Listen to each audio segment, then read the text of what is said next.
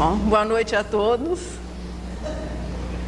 Mais uma vez estamos aqui reunidos para a realização da nossa aula número 10 do estudo sistematizado. Hoje é o capítulo que trata do assunto os espíritos. São 56 ou 57 questões, Nerci? Tá vendo? Estou caprichando. 57 questões que vêm nos informar, 56, que vêm nos informar assim acerca de tudo que é importante se saber a respeito de nós que somos os espíritos. Claro que nós já temos condições de avaliar que existem aqueles que são superiores a nós, alguns muito superiores, têm sido os espíritos vanguardeiros, que em todas as épocas têm promovido assim o progresso da humanidade. E também muitas vezes consideramos aqueles que nós reconhecemos serem bem piores do que nós. O que a doutrina espírita nos oferece é a explicação a respeito dessas diferenças. Nem o bem conseguido e merecidamente por uma concessão especial, e nem o mal como uma situação definida por toda a eternidade. Porque se Deus concedesse virtudes a quem não houvesse se esforçado, nós estaríamos numa situação, seríamos os prejudicados, já que ainda não somos suficientemente bons para nos considerarmos assim a nível dos anjos. E essa é a explicação relativa a essa diferença que a doutrina espírita nos oferece nesse capítulo, que consideramos assim um dos muito importantes do Livro dos Espíritos. Nós vimos que os espíritos, no estudo anterior, na primeira parte, constituem um mundo à parte, sendo as inteligências incorpóreas que povoam o universo, num sentido assim bem amplo, bem geral. Porque todos os princípios espíritas, eles têm um alcance, assim, uma visão universalista. Não tratamos apenas dos problemas ligados à humanidade terrestre, mas os seres incorpóreos que povoam o universo é alguma coisa assim muito ampla, muito geral, que transcende os limites dos 6 bilhões de almas no momento encarnados, ou os possíveis 25 bilhões de almas, segundo o Camilo, que é o espírito orientador do Raul Teixeira. Esses dados são do Camilo. Os espíritos nos rodeiam constantemente, que ninguém fique preocupado também, porque essa convivência é perfeitamente natural. Estarmos rodeados de espíritos é apenas uma situação que corresponde à nossa realidade, encarnados ou não, também somos espíritos. Agora, nos deixarmos influenciar pelos espíritos é um outro assunto, é uma outra questão. Estamos rodeados, já que os espíritos desencarnados são a maioria. Também descobrimos uma outra coisa muito importante, que nunca mais teremos fim. Eu não sei se agora, no momento, a eternidade de Deus se refletindo na imortalidade da alma, seria alguma coisa que no momento nós consideraríamos assim muito interessante. Mas vamos para o futuro, quando estivermos vivendo realmente a beleza de já sermos almas regeneradas, atingindo a perfeição, eu acredito que nós vamos dar muito mais valor a essa situação de imortalidade. Nunca mais deixaremos de existir. Não adianta brigar com Deus e querer devolver a vida para Ele. A partir do momento que Ele nos criou, nunca mais deixaremos de existir. A forma do espírito, veja, aqui não se trata da forma conferida pelo perispírito, que é a forma humana, mas a forma do espírito, que é esse brilho, é essa energia que nos anima e que somos, e que em verdade somos nós. Os espíritos definiram como uma centelha etérea, cujas tonalidades podem ir de um brilho assim ainda muito fraquinho até um brilho grandioso, que é o que eles informam ali em O Livro dos Espíritos. O espírito pode se deslocar no espaço à velocidade do pensamento, que deve ser alguma coisa muito distanciada da velocidade da luz, muito além da velocidade da luz. Todos os espíritos fazem isso. Veja, é um potencial a ser desenvolvido. Quanto mais evoluído, mais o espírito pode gozar e viver disso que faz parte da sua natureza. Então o espírito se desloca no espaço à velocidade do pensamento, podendo irradiar-se a diversos lugares ao mesmo tempo. É a ubiquidade. Os espíritos, e quanto mais elevados, maior facilidade eles têm de irradiar o seu pensamento, como se pudessem estar presentes a vários lugares ao mesmo tempo. Tem no perispírito a sua identificação material, da mesma maneira que o corpo estabelece uma identificação física, nos conferindo uma identidade, ainda que temporária. É o perispírito que confere uma identidade para o espírito. E todos são sujeitos ao progresso através das sucessivas reencarnações. Através da reencarnação é que a alma desenvolve o seu potencial e atinge a perfeição relativa que é concedida por Deus. Deus cria os espíritos simples e ignorantes, é a resposta número 115. Individualizados do princípio inteligente, que é um dos componentes do universo, já que no universo nós temos dois elementos constituintes, o espírito e a matéria. O corpo é a individualização do princípio material e o espírito é a individualização do princípio inteligente. Portanto, individualizados da matéria, iniciando a sua jornada num estado de simplicidade e desconhecimento, com todo um potencial a ser desenvolvido, que inicialmente vai sendo desenvolvido, vai sendo trabalhado nos reinos mais simples da natureza, dos quais nós conhecemos três: o reino mineral, o reino vegetal e o reino animal, desabrochando ou despertando na espécie humana. A partir desse despertar, que é quando aquela inteligênciazinha que vem se tornando cada vez mais capaz, cada vez mais desenvolvido o seu potencial nas experiências que antecedem a humanização, a partir do momento em que ele consegue emitir o seu pensamento de maneira contínua, no momento em que ele consegue pensar por si, é o momento em que ele passa a viver as experiências do livre-arbítrio, ou seja, responsável pelos seus atos. E quanto mais ele vai se desenvolvendo moralmente, mais essa responsabilidade vai se tornando clara, vai se tornando patente. Essa fase corresponde ao desenvolvimento moral.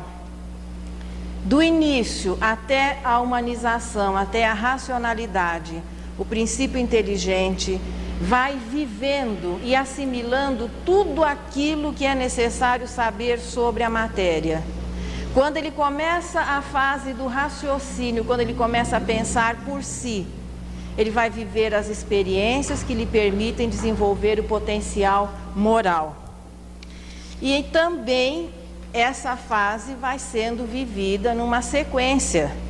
As experiências não vão poder ser realizadas em uma única existência, em uma única encarnação. Da mesma maneira que ele precisou viver as experiências que os três reinos puderam oferecer, e André Luiz arrisca até aquele cálculo de 1 bilhão e 150 milhões de anos das algas ao raciocínio, também as experiências de ordem moral vão sendo vencidas em etapas, até que, desenvolvido o potencial moral, ele atinge aquilo que se conhece como angelitude, pureza de espírito.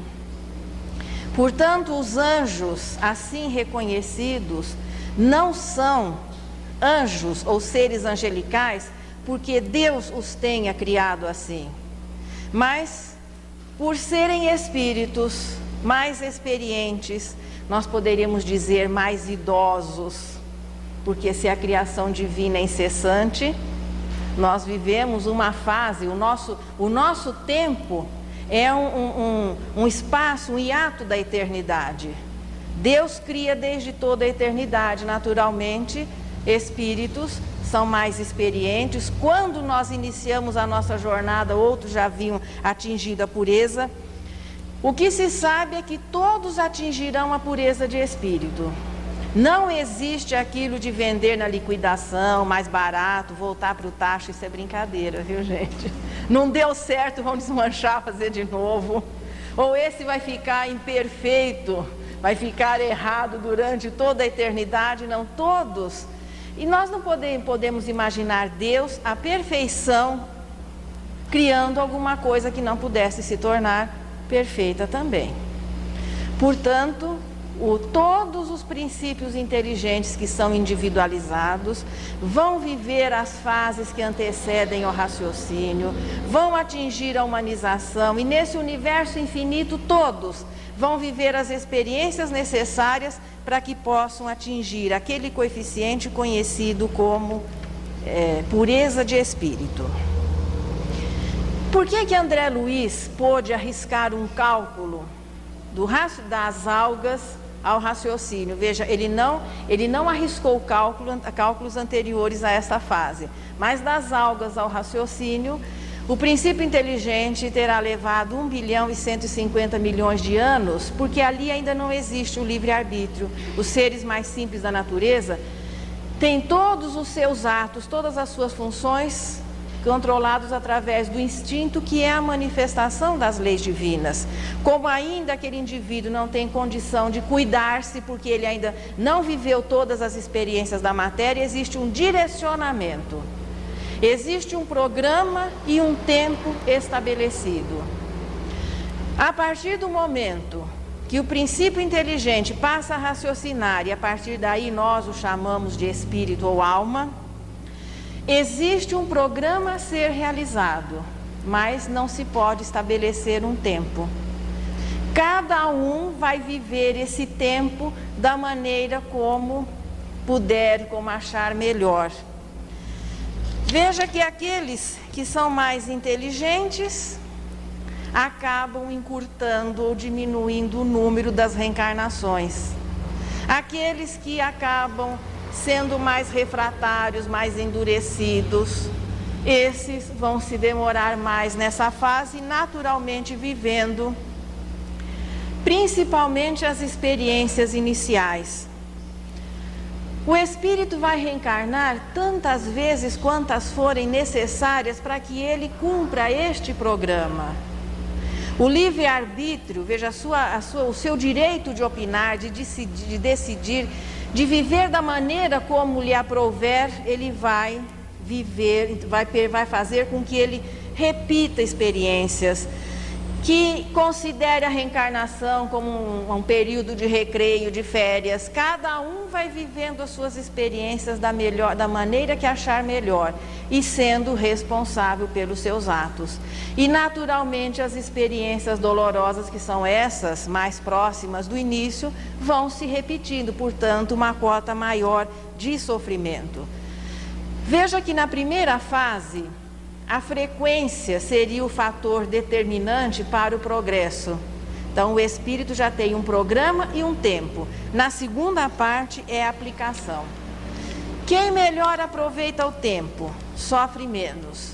Quem desperdiça o tempo e usa mal o seu livre-arbítrio acaba sofrendo mais, porque, vamos dizer, ele fica patinando nas experiências iniciais, ou seja, nas reencarnações. Veja, nós estamos na faixa ainda da patinação, porque é a faixa do primitivismo, das provas e expiações, porque quando o indivíduo se torna uma alma regenerada, o progresso se torna mais rápido naturalmente.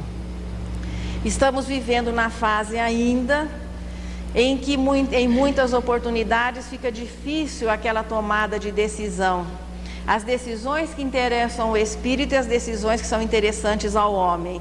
E nós repetimos sistematicamente em muitas existências, tomando as decisões que são importantes naquele momento, aquele imediatismo, é o comer, o beber, o dormir, usar o sexo irresponsavelmente, isso é que tornaria a vida agradável, e isso vai provocando uma série de existências que, se melhor aproveitado o tempo, seriam desnecessárias.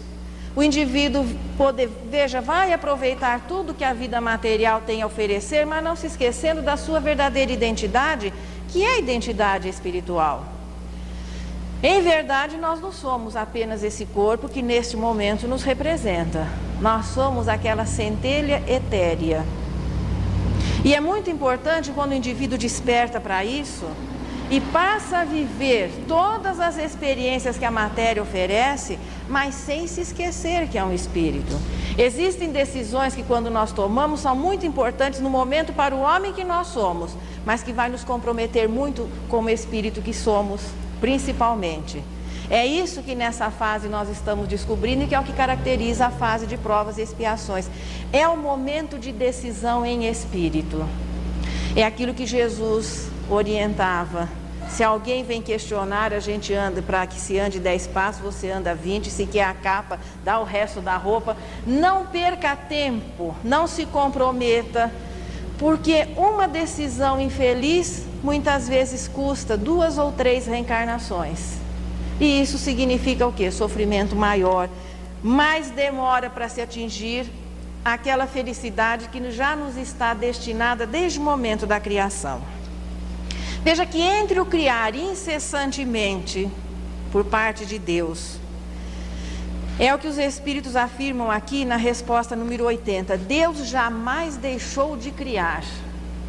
Eu sei que muitas vezes é difícil, eternidade, infinito, criação incessante. Quer dizer, neste momento em que nós estamos aqui, existem espíritos atingindo a perfeição e existem aqueles que estão iniciando as primeiras experiências na humanização, evidentemente que não no planeta Terra. E aqueles que estão sendo individualizados, seja qual for o processo, isso ainda nós não temos condições de compreender, iniciando a jornada que hoje nós já estamos vivendo um pouquinho assim, mais ou menos o meio. Às vezes, quando a gente está muito atarefada assim, lá em casa existem alguns gatinhos, né? E gato dorme 2/3 do dia e procura ficar desperto mais 1/3.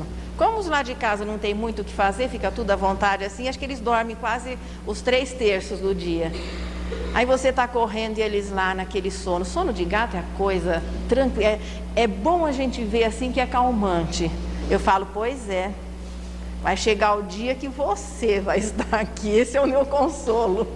Agora sou eu. Às vezes quer limpar um lugar, tem que tirar do lugar que ele não se dá o trabalho nem de sair. Mas aquele princípio inteligente que o anima um dia vai estar vivendo as experiências que nós vivemos.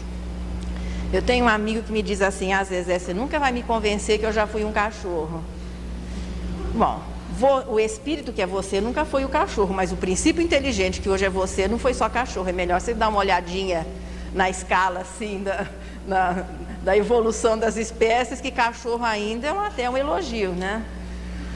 O princípio inteligente que hoje somos nós, espíritos, passou por todas essas experiências, então, portanto, Deus cria incessantemente. Incessantemente são individualizados princípios inteligentes e todos vão atingir a perfeição. Alguém poderia perguntar, o que é que Deus faz com todos os espíritos que atingem a perfeição? Vocês já pensaram nisso? Deve existir está inflacionado o mercado, né? Eu não sei não, mas eu ouvi dizer que quando Jesus perguntou para Deus, o que ele ia fazer agora que ele já tinha atingido a perfeição? Deus deu uma olhadinha assim no universo e tinha uma massa se desprendendo de uma estrela. Deus falou para ele, vai lá meu filho, toma conta. Ele ainda não voltou mais para perguntar o que ele tinha que fazer. Então, é uma pergunta que eu acho a gente não deve fazer assim que vence aquela... Não pergunte, porque tem sempre um planeta começando e Deus, para evitar a segunda pergunta, ocupa tanto o espírito puro que até hoje, não sei se são 5 ou 10 bilhões de anos, Jesus não perguntou mais nadinha. Nós temos dado um trabalho para ele que não deu tempo mais dele voltar e perguntar o que ele ia fazer, ele já descobriu. À medida, veja, se a criação divina é incessante, até que todos atinjam a perfeição, isso vai demorar com relação à eternidade, assim, aquele espaço que nós chamamos de tempo. Os espíritos vão se tornando diferentes, exatamente por se encontrarem em faixas diferenciadas. Então, nós poderíamos considerar, de acordo com a evolução moral, que existiria um começo, um meio e um final. Não que este final corresponda à aposentadoria do espírito, mas é o momento em que ele não vai depender mais da matéria ou do processo das reencarnações para que ele possa evoluir. No universo existe uma lei maior que se chama afinidade, que faz com que os semelhantes se atraiam. Então é isso que estabelece a convivência harmoniosa entre os elevados e a convivência difícil entre os inferiores, porque se entre os superiores a convivência é harmoniosa, a afinidade é uma bênção, entre os inferiores a convivência não é harmoniosa e a afinidade continua sendo uma lei, só que nós não a consideramos uma bênção, porque os inferiores ainda não aprenderam a se suportar. A convivência é difícil, mas ela tem que existir. Além dessa convivência estabelecida pela igualdade, existe a convivência necessária do superior com o inferior, para que ele possa promover o progresso do inferior. Um espírito ainda endurecido não vai poder viver em um mundo regenerado, mas é importante que almas regeneradas, almas felizes, possam iluminar os caminhos daqueles que ainda são embrutecidos. De cima para baixo a passagem é livre, agora, de baixo para cima, os degraus têm que ser vencidos pelo mérito. Portanto, a angelitude não é uma concessão, porque se fosse uma concessão seria imerecida. E os demônios não são erros de cálculo de Deus, porque se Deus houvesse calculado o mal, os seus atributos, ele já não seria a sabedoria e a bondade suprema. O reconhecimento dessas diferenças sempre existiu, veja, nas tradições e nas filosofias religiosas de todas as épocas. Na Umbanda nós temos as linhas dos bons e dos espíritos maus. No catolicismo existe a hierarquia dos anjos, os anjos da guarda, os arcanjos, os principados, as potências, virtudes, dominações, tronos, querubins, serafins. Apenas que essa classificação diz respeito ao planeta Terra. De todas as informações, aliás, falar em anjo hoje está na moda. Só que a luz da doutrina espírita não é multiplicando o ano que nasceu pelo mês não sei das quantas, que a gente olha uma tabelinha e o anjo não sei o que é o seu anjo da guarda. Não é por aí. Todos nós temos um espírito que é o nosso guia, é o nosso companheiro, é aquele que aceitou a responsabilidade de cuidar de nós, portanto é o nosso anjo da guarda. Muitas vezes sequer nós podemos saber o nome dele. Quantos nomes conhecidos nós temos na memória dessa encarnação? Portanto, não é saber o nome que é importante, nós temos, isso é algo estabelecido por Deus, um companheiro espiritual que é o nosso orientador, aquele que está sempre pronto através do quê? Do pensamento, a nos fortalecer, a nos indicar um caminho, não realizar a tarefa por nós. Esse é um dos trabalhos dos espíritos superiores. A doutrina espírita, portanto, nos dá uma visão também universalista do assunto. Não é um céu apenas restrito ao planeta Terra, e não importa quantos, o número que possa existir de espíritos no universo, mas todos eles podem ser organizados segundo a condição moral. Os espíritos classificaram em 3 ordens, simples de se guardar, de se memorizar. Por que é que a doutrina espírita não se restringe nas suas informações, em tudo aquilo que é revelado? Aqui na resposta número 130 desse capítulo, os espíritos disseram o seguinte: o mundo onde nos achamos não existe desde toda a eternidade. Hoje a ciência comprova que, da mesma maneira que as estrelas e as galáxias surgem, elas têm um tempo de vida. Portanto, a Terra não é o padrão para o universo, e quando a nossa galáxia se formou, quando o nosso sistema solar se formou, já existia o universo. E muito tempo antes de que o nosso planeta existisse, já existiam espíritos que haviam atingido o grau supremo. Um exemplo deles é Jesus, que quando fez aquela famosa pergunta para Deus, já era um espírito puro.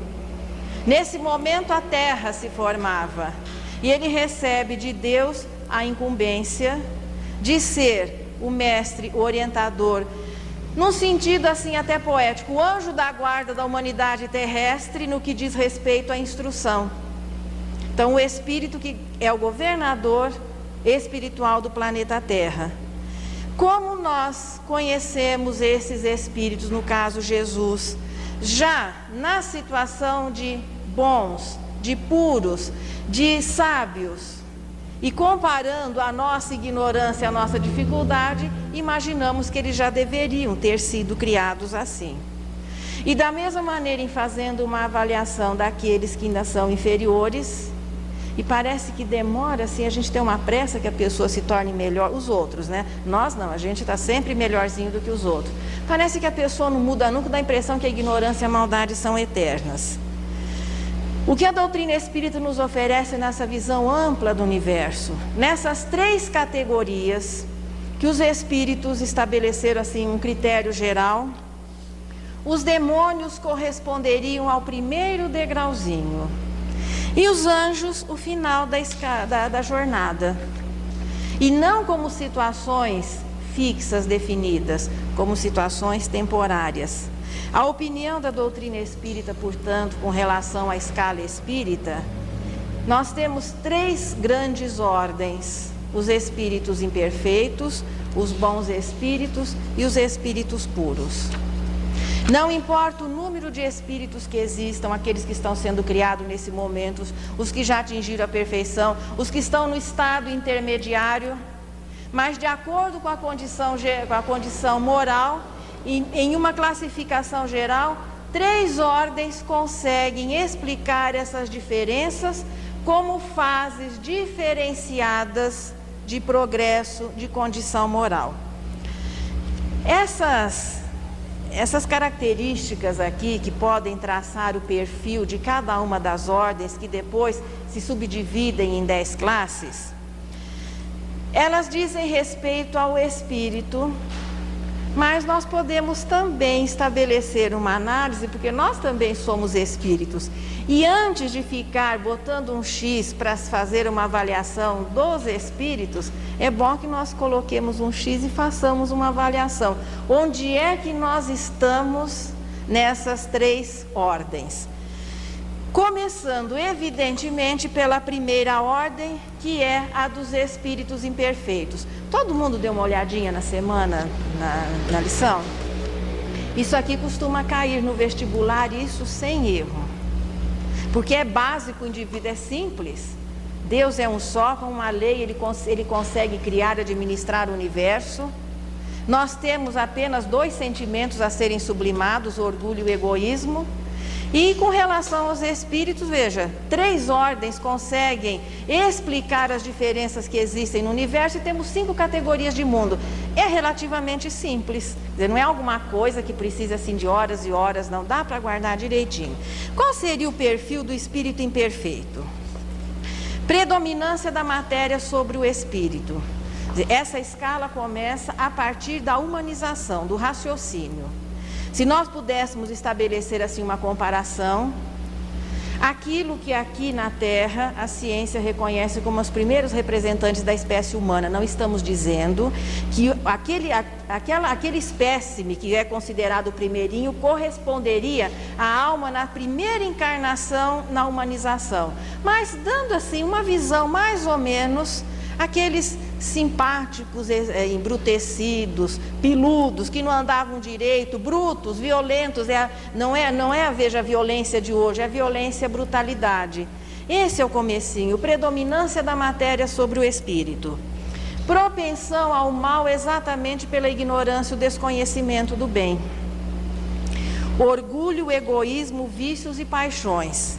Mas o que acontece é que existe um progresso genético, o indivíduo vai se tornando melhorzinho e em espírito ele ainda continua usando o tacape para resolver os seus problemas e depois ele usa armas sofisticadas, a violência continua sendo a mesma.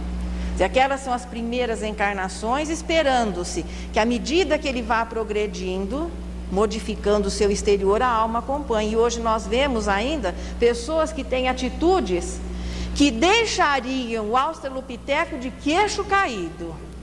Ele não conseguiria pensar numa violência ou numa coisa tão assim, bruta. E o indivíduo está bonitinho, cabelinho ajeitadinho, né, charmoso. Veja que por isso que não corresponde exatamente, mas nós podemos ter uma ideia, o espírito embrutecido nas suas primeiras expressões. A inteligência muitas vezes ainda voltada para o mal. Ideias pouco elevadas, as coisas do espírito ainda não produzem um efeito, um encanto muito grande para o espírito nessa faixa inicial. Se a conversa é trivial e se tiver um cafezinho, 2 horas é pouco. Mas estudar a lição, ler uma página de um bom livro, ver alguma coisa que signifique cultura, dá um sono, dá uma sonolância, como diz o mineiro, terrível. Porque essas coisas para nós ainda são forçadas. Nós nos forçamos, porque o progresso é uma lei, mas em verdade, ainda até que nós gostaríamos de ficar mais acomodadinhos. Porque as coisas elevadas ainda não são interessantes, não são atraentes. Sentimentos inferiores, pouco conhecimento da vida espiritual, confundindo-a com os valores materiais e as informações incorretas. Hoje a doutrina espírita é que traz assim informações avançadas acerca do mundo espiritual. Quantos séculos nós vivemos imaginando que o céu era a recompensa por alguém que tivesse sido um pouco bom aqui e o inferno estaria destinado àqueles que eram maus.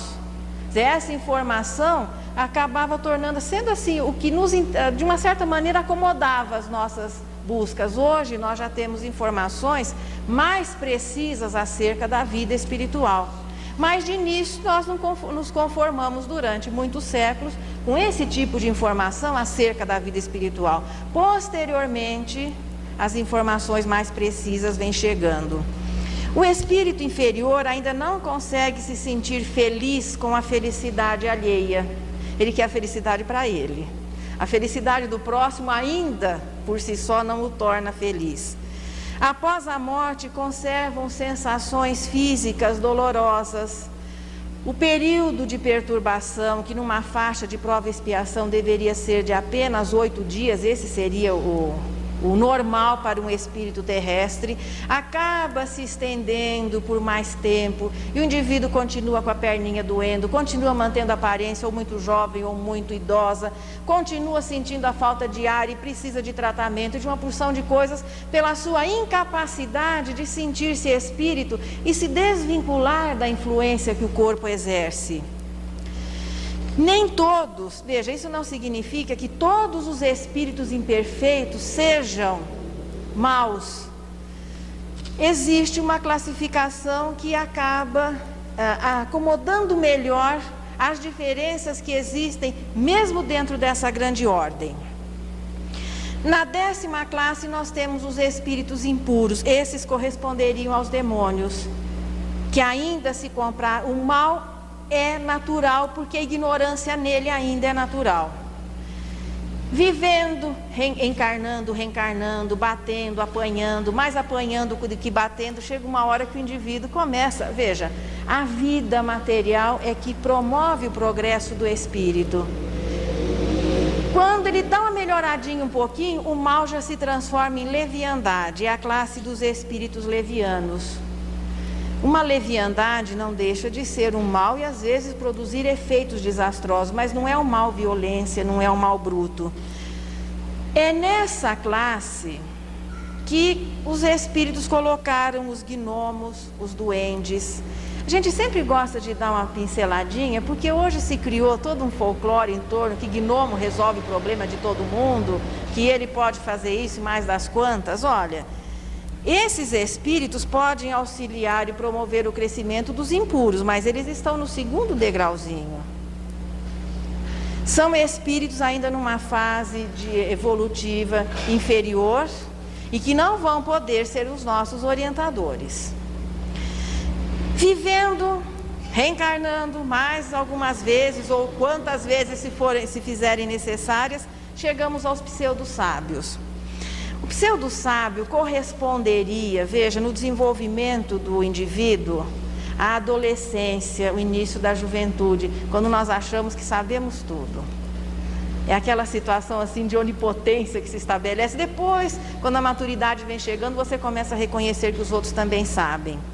O pseudo-sábio é quando o espírito, por haver acumulado algum conhecimento, se sente o maioral de toda a turma. Ainda ele não tem um conhecimento muito grande das situações, mas julga ter, porque o orgulho é uma característica muito forte nessa fase. Vem depois os espíritos neutros. Essa neutralidade entre o bem e o mal, porque, veja, o mal é o desconhecimento do bem. Não existe mal estabelecido como lei no universo. O mal é uma situação temporária do espírito nessa fase em que nós estamos vivendo. Portanto, a neutralidade é quando, pelas informações, pelas experiências, quando ele vai bater, ele começa a machucar a mão. Eu costumo usar o exemplo do bolo. A neutralidade no bem é o seguinte: quando você, em benefício dos seus interesses, passa por cima dos outros, não considera o direito e vence a qualquer preço, já existe um quê assim, lá no fundo a gente não se sente satisfeito. Também quando você se decide a perder e deixar o outro ganhar por compreender que é um direito, você fica frustrado. É aquela historinha do bolo, que quando chega numa festa, né, alguém serve o bolo e fica, aquele que corta, dizem que quem parte e reparte não fica com a melhor parte, é porque não tem arte, né? Então, de repente, a gente vai servir o bolo para todo mundo e como tem gente que gosta da beirada e o outro gosta do miolinho. Aí ele guardou o miolinho para ele, com a cerejinha, com a ameixinha embaixo. Mas nisso chega um convidado não esperado. Veja a situação da neutralidade. Se ele guarda o bolo e fala, que pena, se você chegasse um pouquinho antes, ainda tinha um pedacinho de bolo. Tenho certeza que na hora em que ele for comer o bolo, depois da festa acabada, ele vai descer arranhando, porque ele vai lembrar que ele foi egoísta.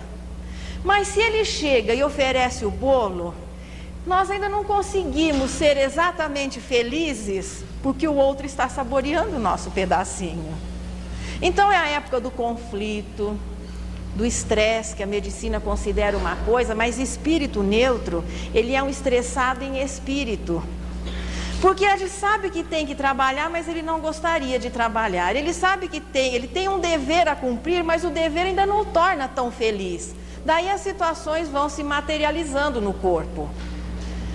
Portanto, essa fase da neutralidade é quando o espírito não consegue se comprazer no mal e ficar com a consciência tranquila, fui mal e pronto, e não quero saber do resto, e também não consegue ser feliz quando ele é bom, porque quando nós somos bons, nós vamos renunciar a alguma coisa que é nossa. Então é aquela situação de instabilidade, mas que é passageira. Este conflito é o momento de decisão, por isso que ele acontece na prova e expiação. É quando estamos expiando os débitos assim ainda. Emmanuel diz que desde a Idade Média, nós estamos com as continhas meio atrasadas, mas já vislumbrando a regeneração, a importância de ser bom. Essa fase de conflito é perfeitamente natural, nesse período que é caracterizado pela neutralidade. Aqui os espíritos anotaram também os batedores e perturbadores, que é uma outra classe de espírito e que é encontrada nas 4 anteriores. Não existe uma classe definida só de batedores e perturbadores, ou seja, espíritos que se manifestam através de efeitos físicos em pancadas ou ruídos. Eles ainda não têm condições, por exemplo, de escrever uma poesia como Maria Dolores ou um livro filosófico como Emmanuel, mas é importante que a imortalidade seja Veja que as provas da imortalidade sejam trazidas às pessoas. Daí um espírito impuro, na situação de batedor e perturbador, vai realmente fazer honra ao nome, jus ao nome. Porque são aqueles que manifestam a sua presença através dos efeitos físicos de maneira desagradável. Muitos querendo se vingar, outros... Então seriam os batedores e perturbadores na faixa dos impuros. Na faixa dos levianos, aqueles que vêm, gostam de pregar peças, deixar as pessoas assustadas, riem dos sustos que pregam. Não é exatamente um mal assim, mas é uma leviandade, o que no fundo não deixa de ser uma maldade. Pseudo-sábios, muitas vezes querendo trazer as suas teorias, os seus sistemas, as suas ideias, apresentando-se como espíritos de elevada condição. E os neutros, quando se apresentam dessa maneira, de ordem geral, um exemplo assim que nós poderíamos colocar seria o tipo do Charles Rosen, lá no comecinho. Foi assassinado, veio procurar justiça, mas não tinha intenção de fazer mal. Mas a sua presença na forma do quê? De batidas e de pancadas estava perturbando e se transformou no quê? Em um documento, em uma prova da influência, da existência e da influência que os espíritos podem exercer. Portanto, os batedores e perturbadores podem ser encontrados em qualquer classe. Vocês ficaram muito preocupados com essa informação? Só que fenômenos de efeitos físicos são raríssimos, viu? Não é fácil encontrar um médium que tenha condições de harmonizar os seus fluidos com determinado espírito e a coisa não é feita. Imagine se não houvessem leis que regulassem esse intercâmbio, como existe em todas as situações, nós seríamos muito mais perturbados por esse tipo de manifestações. E hoje o que se vê o realce na mediunidade são os efeitos inteligentes. Portanto, existem os espíritos batedores e perturbadores, mas vamos ter a tranquilidade, eles não têm sido a causa dos nossos problemas maiores. Embora se reconheça a existência desse tipo de manifestação. Mas tem uma afirmaçãozinha que é feita aqui na resposta 101.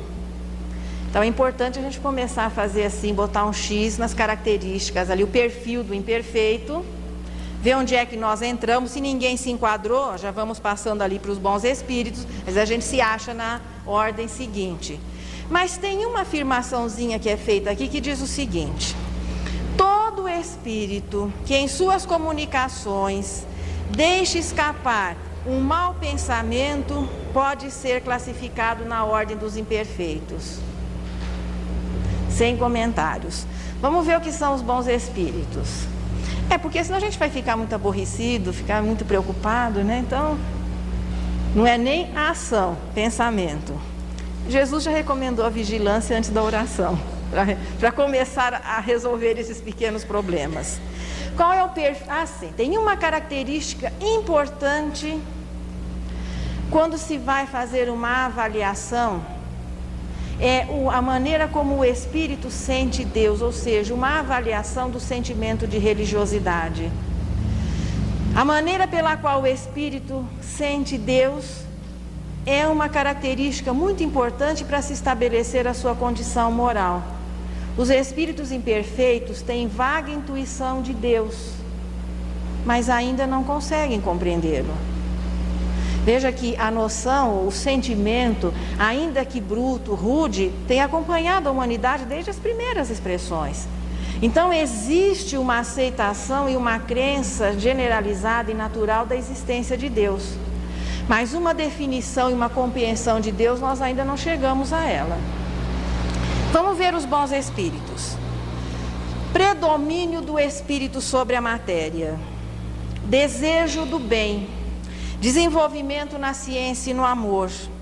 Muitos ainda conservam traços, hábitos das existências corporais, ou seja, preferências, afinidades, características. Eles são espíritos de ordem superior, mas ainda com uma apresentação, interesses assim bem humanos.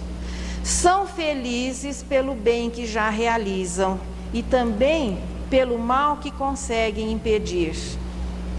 Não mais sujeitos aos vícios, às paixões. Mesmo quando encarnados, não é o corpo que comanda as suas decisões. Não são as necessidades físicas que vão se transformar em vícios e paixões. É quando o espírito já começa a assumir as rédeas das coisas de ordem material. Não mais perturbados pelos remorsos, porque o remorso acompanha o espírito enquanto o débito não foi saldado. Quando nós conseguimos ressarcir aqueles a quem prejudicamos, resolver os problemas das pessoas a quem lesamos, o remorso deixa de existir. Esse sentimento de culpa interior que existe na maioria das pessoas e que muitas vezes até inexplicado, é aquela certeza inconsciente que a gente tem uma porção de débitos aí no banco da vida. Quando esses débitos vão sendo saldados, a lembrança do erro não se manifesta como remorso ou sentimento de culpa. É apenas a lembrança de uma experiência a mais. São eles que exercem uma influência benéfica através do pensamento para a humanidade, neutralizando os pensamentos dos espíritos imperfeitos. Pensar o bem neutraliza o pensamento daqueles que ainda não conseguem pensar o bem. Por isso que Jesus recomenda a vigilância. Veja, isso aqui é uma condição de um espírito superior, mas nós já sabemos o que é o bem e o que é o mal. Portanto, no momento em que pensamentos desagradáveis, infelizes, de ira, de cólera, de mágoa, de medo, de tristeza, nós já podemos começar a mudar a nossa faixa e ligar as nossas anteninhas no pensamento desses espíritos superiores que constantemente pensam bem, de modo que possam ser neutralizados os pensamentos inferiores. É nessa ordem que nós encontramos os bons gênios, os protetores, os mentores, os anjos guardiões. Para ser anjo, se alguém assim tiver alguma dúvida, eu gostaria tanto de ser anjo da guarda. O primeiro requisito, pelo menos existe assim, não é fofoca, não, mas existe alguns comentários assim do mundo espiritual. Eu ouvi dizer assim, alguém me disse que o outro contou, que quando se vai alguém se oferecer para candidato anjo da guarda, o primeiro requisito que eles pedem é o atestado de paciência. O indivíduo tem que ser paciente o suficiente para não perder a paciência com aquele que ele está ajudando e que não está fazendo nadinha por merecer essa ajuda. E a gente pode começar a treinar por aqui. Para ser anjo da guarda, a paciência tem que ser uma conquista. Entre outras coisinhas mais, esse é o primeiro requisito. A gente vai tentando por aqui, no esforço de ser paciente quando nós nos consideramos na situação de superioridade ou de conhecer um pouquinho mais, de pais, de educadores. Veja, ser paciente não é concordar com o erro, é ser paciente para ensinar a mesma coisa, tantas vezes quantas forem necessárias, sem alterar a voz e sem ficar enraivecido a ponto de querer agredir aquele que está sendo ensinado. É por aí. São os que gozam a felicidade dos bons. Com relação a Deus, os imperfeitos têm vaga intuição da divindade. Os bons compreendem Deus e o infinito. Não é o acaso que coloca como perguntas de abertura do Livro dos Espíritos, Deus e o infinito. Pode conferir que é o subtítulo do primeiro capítulo, Deus e o infinito. Aqui nós temos 4 classes: os espíritos benévolos, cuja característica principal é a bondade; os espíritos sábios, que são distinguidos pelo conhecimento. Então, numa fase se desenvolve mais o sentimento, numa outra fase se desenvolve mais a razão. Vem os espíritos de sabedoria, onde a característica principal destes espíritos são as qualidades morais. E os espíritos superiores, aqui é o pré-vestibular para espíritos puros. Esses excepcionalmente encarnam na Terra, embora ainda estejam todos sujeitos às encarnações, mas já vai havendo uma harmonização entre a ciência, a sabedoria e a bondade. Mais um empurrãozinho e atinge-se a pureza de espírito. Aqui é uma classe única. O perfil, muitas vezes a gente precisa de perfil assim, qual que é a melhor tomada, se é de um lado. Esses aqui, do jeito que olhar, é a pureza, é a bondade. A matéria não exerce mais nenhuma influência sobre eles. Superioridade moral e intelectual absoluta sobre todas as demais classes. Não mais sujeitos à reencarnação como meio de progresso individual. Uma felicidade inalterável, são os mensageiros, os ministros, os espíritos co-criadores, os que participam diretamente da administração, da organização do universo, comandam todos os espíritos que lhes sejam inferiores, assistem os homens em suas aflições. É aqui que os espíritos colocam os anjos, os arcanjos, aqueles que já atingiram um desenvolvimento que permite que eles tenham uma ascendência, uma superioridade sobre os demais. E a matéria, mesmo quando encarnado, não vai se transformar em constrangimento, não vai exercer influência a ponto de as suas qualidades serem prejudicadas. Estes espíritos e Deus, o pensamento deles se harmoniza profundamente ao pensamento divino que se manifesta nas leis. É quando Jesus dizia: eu e o Pai somos um, e as crianças terrestres entenderam que Jesus estava dizendo que era Deus. É a harmonia que existe em pensamento, é a harmonia que existe no respeito às leis. Exatamente por isso é que eles participam da administração do universo. A partir daí, o progresso deixaria de existir. Já nós não temos recursos para avaliar progresso a nível do estado de espírito puro. O que Kardec nos informa em Obras Póstumas é que a partir daí o progresso não depende mais das reencarnações e que o espírito continua a realizá-lo até que atinja a perfeição relativa, porque a perfeição absoluta é Deus. Quando nós falávamos do assunto Deus, parece que a gente deu aquele exemplo de matemática, né? Deus é a unidade, o espírito é a dízima, é o 0,99, não importa quantos 9, então essa é a perfeição relativa. Deus continua sendo sempre a unidade. Nem a maldade eterna, pois essa maldade, a violência, a brutalidade é o primeiro degrauzinho, são os espíritos impuros lá da primeira classe. E nem a superioridade merecida, uma concessão, assim, hoje Deus só está criando anjos, amanhã Ele só vai criar homens, no dia seguinte Ele só cria demônios. Não é dessa maneira, que senão nós teríamos todo o direito de entrar aí com um pedido, um mandado, qualquer coisa, porque eu também queria ter sido criado anjo no que me diz respeito. Mas veja, ser anjo é uma conquista.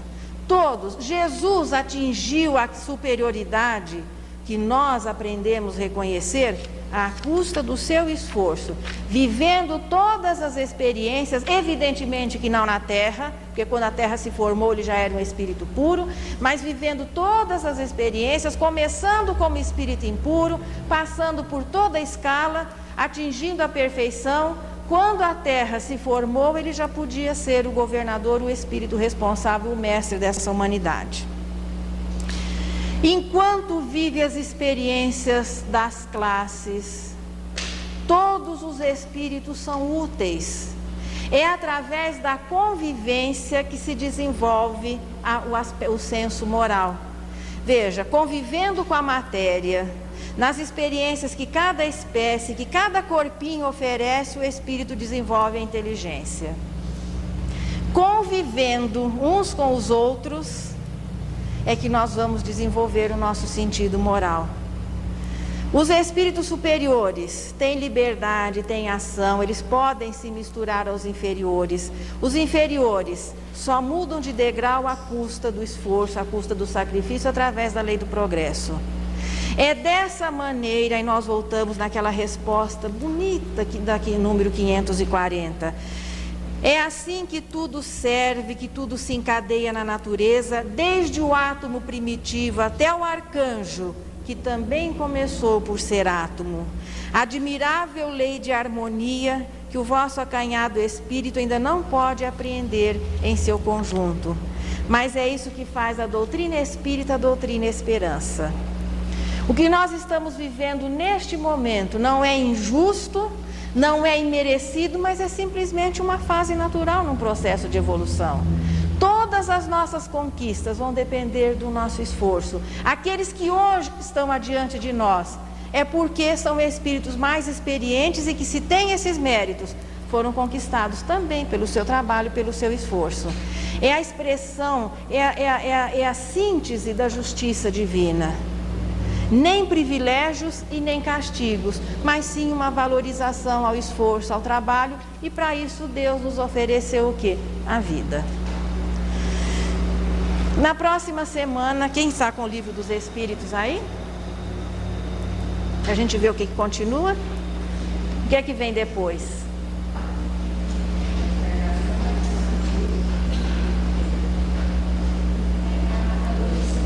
Ah, sim, é para ver quando é que se começa a encarnar. Teve uma primeira. Participar um pouquinho dos seus pensamentos nessa convivência em que ela nos diz o seguinte: se eu pudesse, Jesus, desejava esquecer a minha própria imperfeição, a fim de ser contigo onde houvesse aflição, o suave calor do braço terno e amigo, que derrame esperança em todo sofrimento, de modo que na terra ninguém padeça em vão. Queria ser uma chama de fé ao longo do caminho, um pingo de bondade a descer persistente sobre a rocha do mal em que a treva se fez. Queria ser migalha de conforto a todo o coração que está sozinho, proteção à orfandade, companhia à viuvez.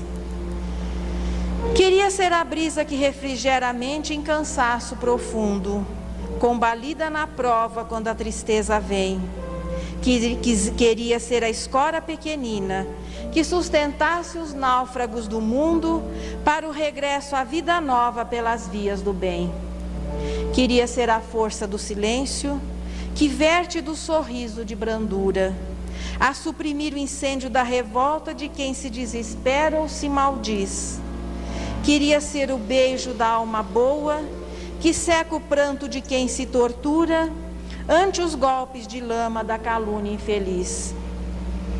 Queria ser a prece que afervora e alivia o doente, socorro de algum modo a retratar-te.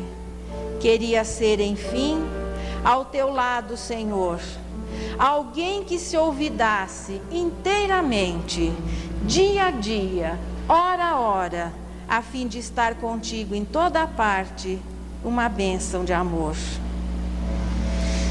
Que neste instante, Jesus,